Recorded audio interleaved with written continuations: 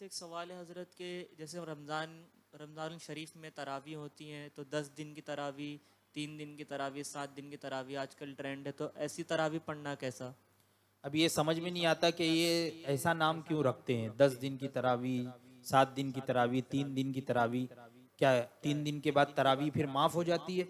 ऐसा तो नहीं है। तरावी तो पूरे महीने सुन्नत मुअक्कदा, पूरे महीने रमजान मुबारक के पूरे महीने, पहले रमजान से लेके आखिर रमजान तक, आखिरी रात तक तरावी ये पढ़ना, ये हर एक मुसलमान के लिए सुन्नत मुअक्कदा है। तो अब ये 3 दिन की तरावी क्या, आम तौर पे ऐसा होता है कि लोग 3 रोज 7 रोज तरावी कहीं होती है तो वहां पर जो है वो पूरा कुरान खत्म कुरान हो जाता है, फिर उसके बाद तरावी ही छोड़ देते हैं। तो ऐसा करना नाजायज है, हराम है। और अगर वो तरावी नहीं छोड़ते लेकिन वो ये चाहते हैं कि पूरा कुरान एक मर्तबा तरावी में सुन लें, तो इसलिए एक जगह वो रह नहीं पाते, तो 7 दिन वाली तरावी में पूरा कुरान सुन लेते हैं, फिर उसके बाद जगह जगह कहीं और जाते हैं। तो ऐसे करने में कोई हर्ज नहीं है। लेकिन इसमें सबसे बड़ी खामी ये है कि आम तौर पे उमूमन, मैं सबकी बात नहीं करता, हो सकता है अल्लाह तबारक व तआला ने किसी पर करम फरमाया हो और कोई जो है वो इस तरीके से क़िरात करता हो कि साफ तौर पे मखारिजो सिफात की अदायगी के साथ कुरान की तिलावत करते हुए 3 दिन में कुरान तरावी में ख़त्म कर दे, या 7 दिन में 10 दिन में ख़त्म कर दे। क्यों?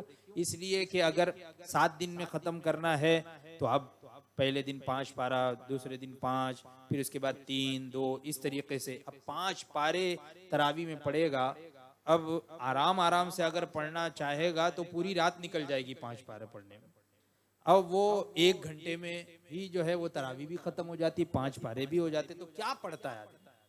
इसका मतलब यह है कि जो मखारिज और सिफात सही तरीके से जो अदायगी के कवायद हैं, उस बुनियाद पर, उस तरीके पर वो अमल करते हुए क़िरात नहीं करता, जल्दी जल्दी पढ़ता है, या मालूम तामलून या मालूम तामलून। अब किसी को समझ ही में नहीं आता कि वो बस अल्हम्दुलिल्लाह शुरू किया तो समझ में आता है, फिर आखिर में जब या मालून तामलून आता है तो वो समझ में आता है, बीच बीच में क्या पढ़ रहा है वो कुछ समझ में नहीं आता है।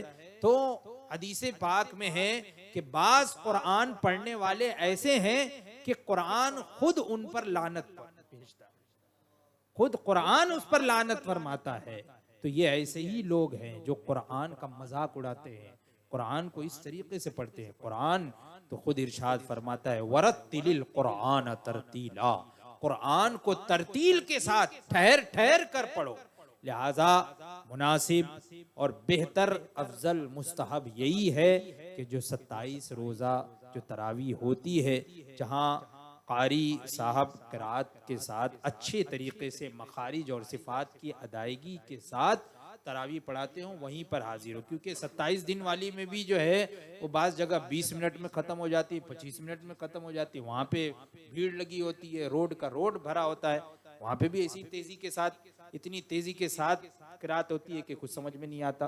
तो इसलिए आराम से खुशू और खुजू के साथ हाजिर हों और क़ारी कुरान क़िरात के साथ सही मखारिज और सिफात के साथ जहाँ कुरान की तिलावत करता हो वहीं पर अपनी तरावी अदा करें। और पूरे महीने तरावी पढ़ना ये ज़रूरी है, हर एक पर सुन्नत मुअक्कदा है।